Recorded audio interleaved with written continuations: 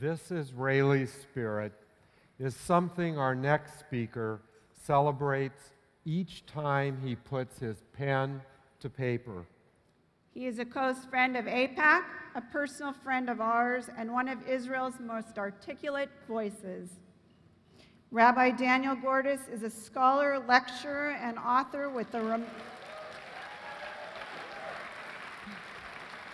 remarkable ability to capture the unique spirit of Israel in his words. In books, articles, and other commentaries, Rabbi Gordis shares the hopes, fears, and joys that characterize daily life for Israelis. Ladies and gentlemen, please join us in welcoming our friend, Rabbi Danny Gordis.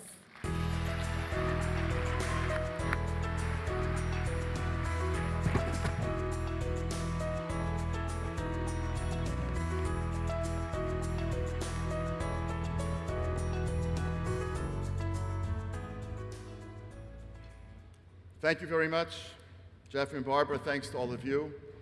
It is truly a great honor to be here with you this evening. It's always an honor and a privilege to come to spend any time with AIPAC. I will confess that it's a particular unusual honor this evening to be able to cross the ocean and come to see you, look out at the crowd and say to myself, well, my government is less dysfunctional than theirs.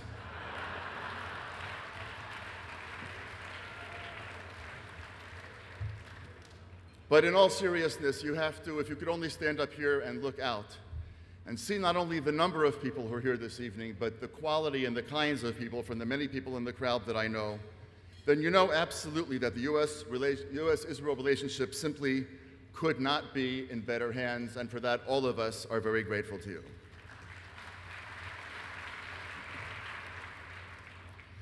From afar, it looks like it's quiet in Israel, and that's a good thing.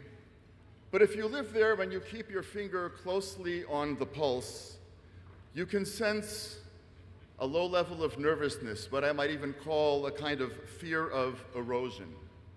You can see it on the home front in a whole variety of ways. I'll give you just one that came up in the last few days.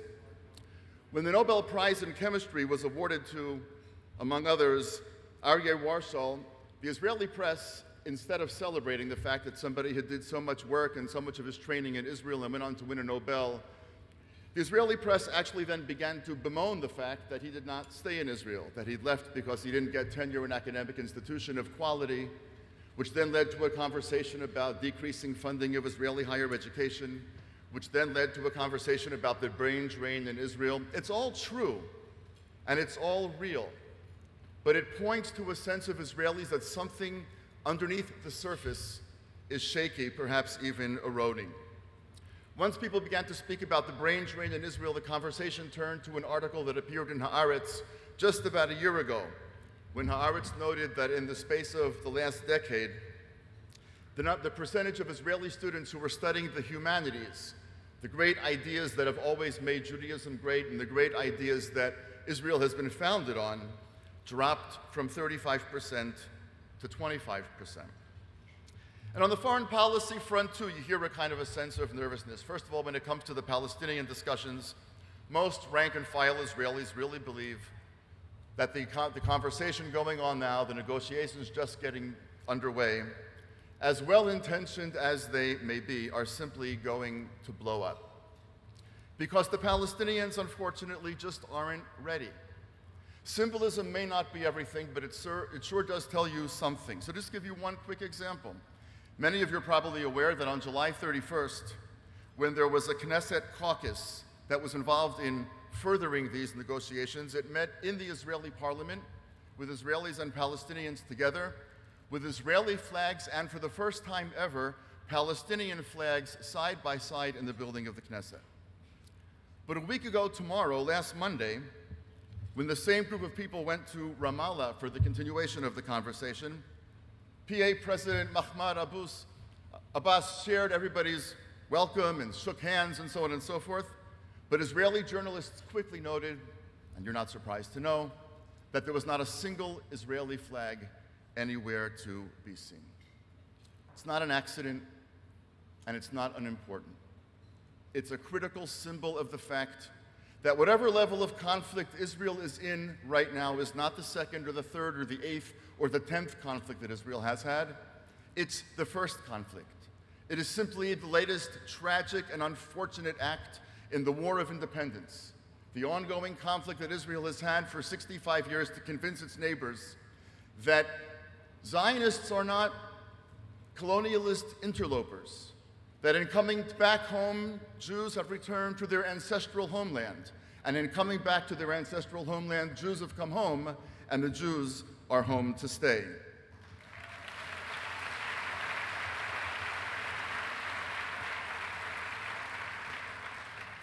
With regard to Iran, there's a sense of erosion as well. What was not that long ago a solid wall of commitment to sanctions now seems to be getting weaker. The sanctions worked. Everybody understands that. The sanctions, by the way, worked in large measure because of the people in this room and because of the incredibly important work that AIPAC did on Capitol Hill.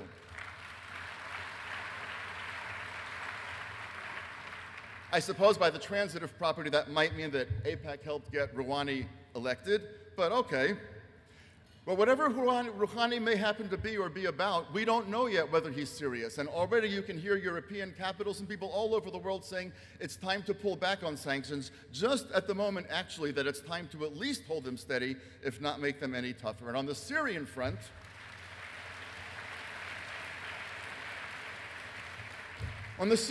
you can feel a lack of resolve as well. There is a sense among Israelis that the West simply doesn't have the stomach that it takes to fight for its freedoms, to protect and defend its values. Perhaps it is put best by the extraordinarily moving memorial in Washington, D.C., the Korean War Memorial, which says very simply, freedom is not free. And that is true. Freedom is not free. It has a price that must be paid periodically, and increasingly Israelis wonder whether the West's willingness to pay that price is also eroding. I mentioned the Korean War Memorial and the price of freedom because it's freedom to which I want to return in just a moment or two.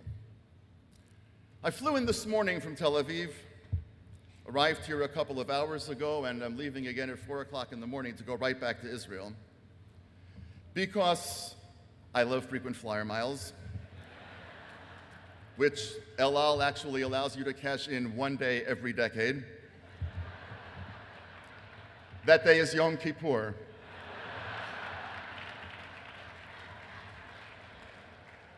I did it because, so quickly at least, because we in Jerusalem are in the middle of launching an unbelievably transformative project.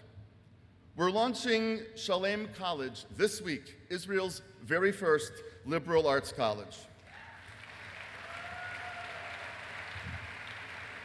And I spent a good part of the last week meeting individually with every single one of the 50 students who are starting out with us this year, and they are extraordinary. I want to tell you about them because they say something about the country, the relationship which it has with the United States, and why it's so important. They are religious and secular. They are the sons and daughters of some of Israel's greatest, most well-known public intellectuals, and they are the sons and the daughters of men and women who never got to go to college. There are a couple of them who live over the Green Line, and there are a couple of them who don't cross the Green Line. They are an unbelievably diverse group. But what they have in common is a profound desire to spend the rest of their lives serving their country. I wish you could have been there.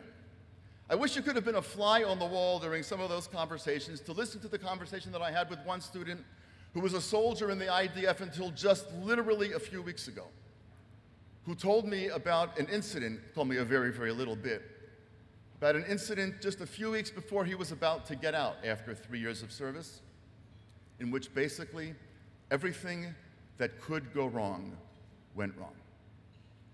I don't know exactly what transpired there, but you could see in his eyes that the memories are harrowing, that he's a young kid who does not sleep. He's a kid who's going to carry whatever happened there with him for the rest of his life. And yet, there he is, getting ready to start school, and when you ask him, how can you possibly sit down to read the Iliad or Kant or whatever you're going to be reading after that, his answer was very simple. I did all of that to make this possible. You defend the state so that the state can be the kind of place where this happens. I wish you could have been in the meeting that I had with this young woman whose parents moved her from Israel to the United States when she was a little girl. And a few years ago, she was admitted to Penn. And right around the time that she got the email from Penn saying that she was admitted, she got a letter from the Israeli Defense Forces which say, we look forward to your enlisting because you're 18. Now, she could have easily dodged that. They were not going to come and fetch her from whatever American city that she was living in. But she wrote Penn and said she wasn't coming. And she went back to Israel and she served more time than she had to in the army. And then she decided that she was going to stay, and she started studying at Shalem College this morning.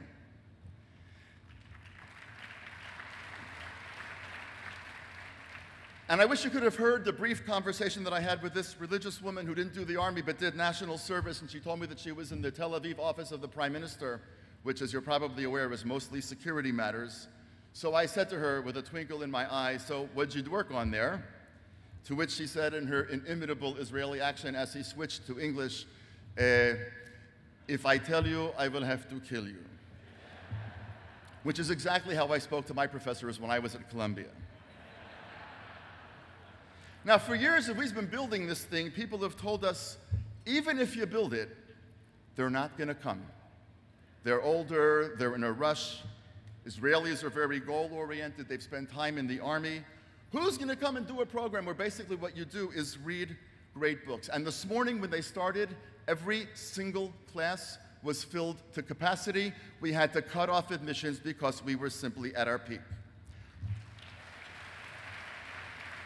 Why is that? Why do they come? Why do they come when they're older, when they're tired, when they have to get professions, when some of them are married, when they're not 18-year-old American kids who have a lot of time ahead of them?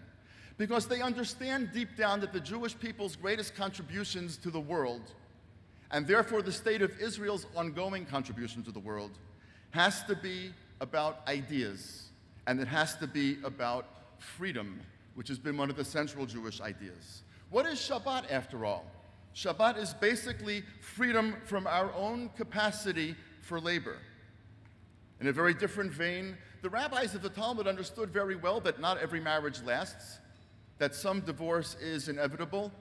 But what was a radical development for that part of human history was that if you leave your wife, you don't have to stay with her forever, but you may not toss her out into the street like yesterday's garbage. She's a human being and she needs to be protected financially and in an array of other ways. We take that for granted now in almost every culture across the globe, but it was a Jewish innovation.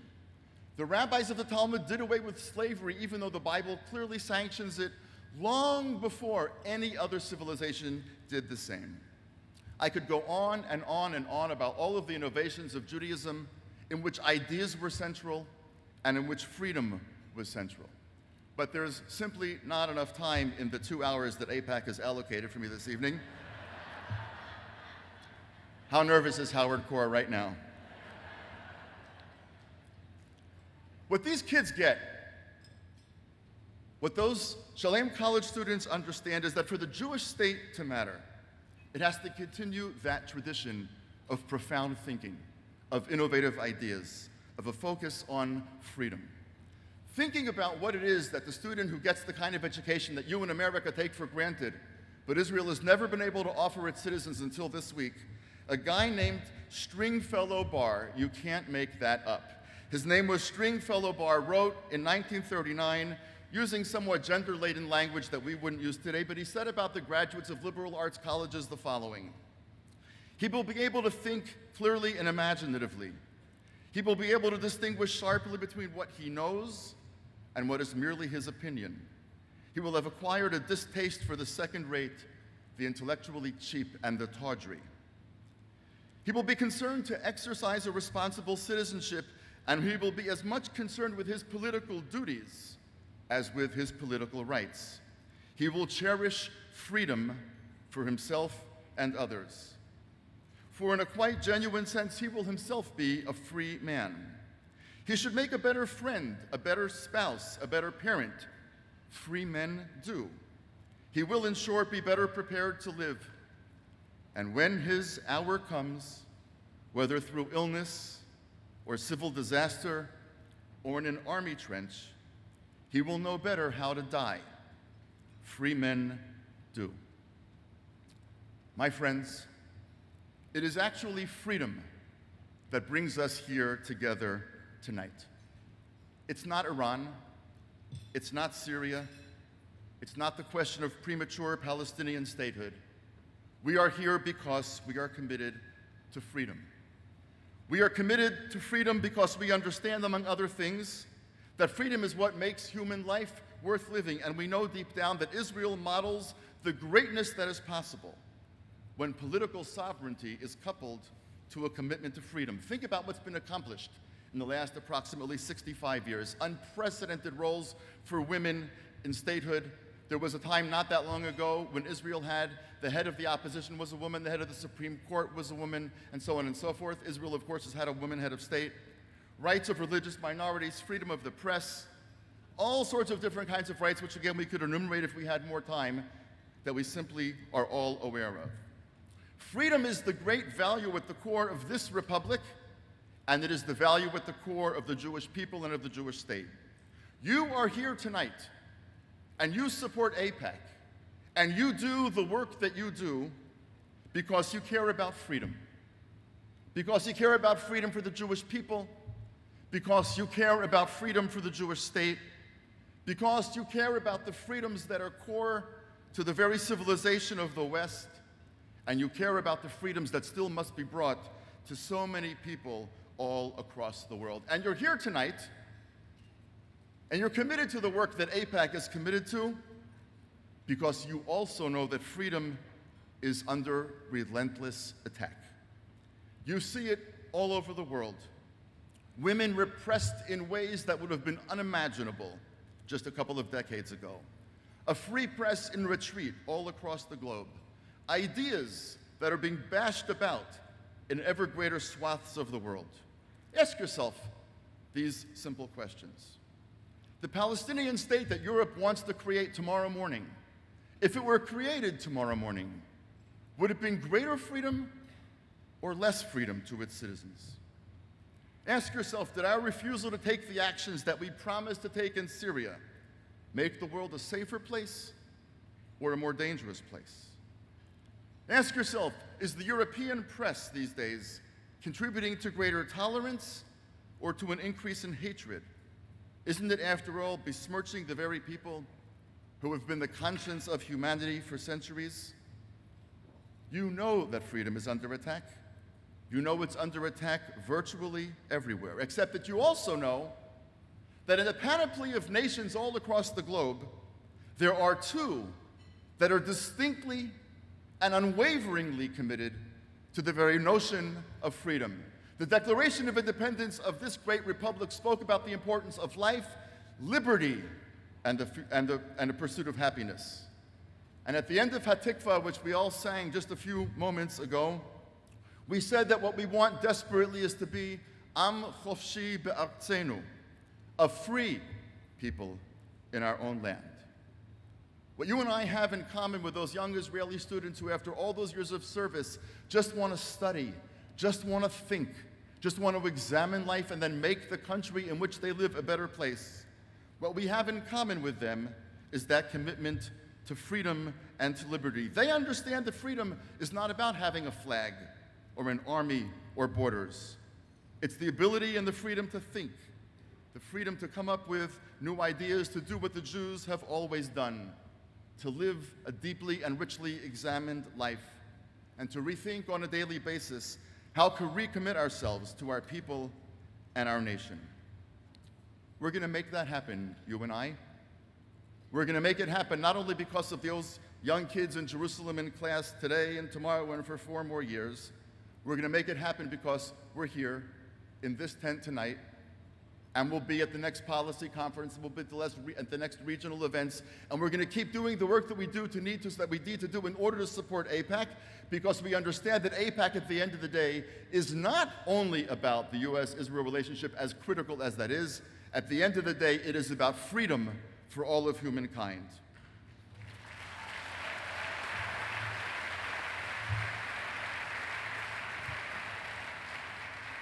So look, we all know this. It's getting tougher out there. The world wants Palestinian statehood long before they're ready to start tomorrow morning. The world is backtracking on Iran faster than you could have possibly imagined.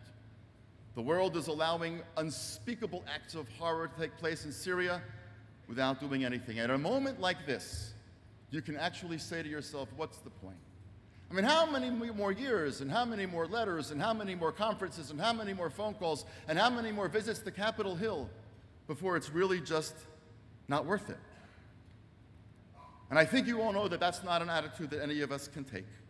Because we're here tonight for the U.S.-Israel relationship. We're here tonight for Israel.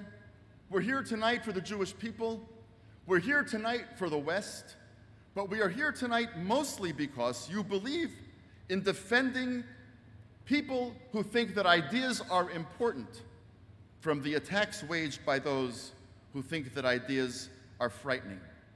Your being here tonight is about your support for the values that have made America great, and your being here tonight is about your support for the values that have always made Israel great. That's why this is a natural relationship, and it's a critical relationship, not just for Israel, not just for the Jews, not even just for the West, but for human beings all across the globe. And that's why this relationship which you're here to cultivate is more than critical, it's actually sacred. So on behalf of all of us on the other side of the ocean, those of us in the army and those of us in government, those of us raising children, and those of us who say yes, while they spin centrifuges and stockpile missiles, our response is going to be the Jewish response. We're going to build a college. On behalf of all of us on the other side of the ocean, the other half of this sacred partnership, for what you do with AIPAC to protect us, for what you do with AIPAC to strengthen this sacred relationship, to protect the Jewish people and the value of freedom, for who you are, for what you do, for what you believe in, and for the freedoms you are protecting. I say to you tonight, as do so many other Israelis from the bottom of our hearts, God bless you, and thank you very, very much.